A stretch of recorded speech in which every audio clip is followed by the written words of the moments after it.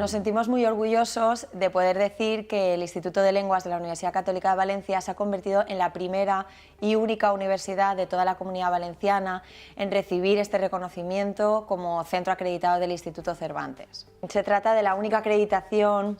de español como lengua extranjera que certifica que se trata de un centro de calidad donde tenemos un equipo de profesores altamente cualificados, un plan de enseñanza bien trabajado por parte de todo el equipo, y nuestra coordinadora de español, Lucía de Ros, ha sido la que ha liderado todo el proyecto junto con el resto de compañeros de la Universidad Católica de Valencia. Un sello que ha costado muchísimo esfuerzo por parte de todo el Departamento de Español como lengua extranjera del Instituto de Lenguas. Supone que a nuestros alumnos ofrecemos una calidad docente, supone un nivel de instalaciones mucho mejor que cualquier centro pueda ofrecer y supone un equipo administrativo eficiente. La idea es que este sea uno de los primeros sellos que obtenemos en el Departamento de Español y continuemos poco a poco obteniendo más sellos de calidad y, por supuesto,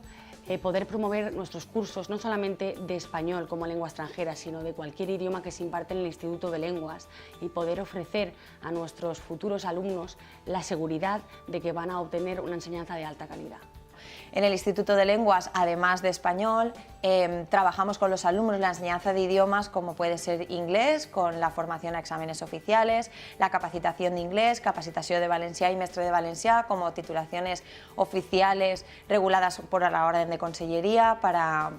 preparar a todos los docentes para impartir sus asignaturas en valenciano y en inglés, además de impartir otros idiomas como puede ser francés, con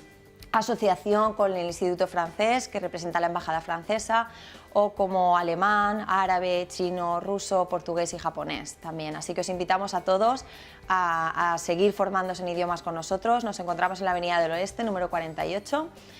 También os podréis encontrar toda la información en nuestra página web, institutodelenguas.es, o llamarnos por teléfono y os atenderemos encantados.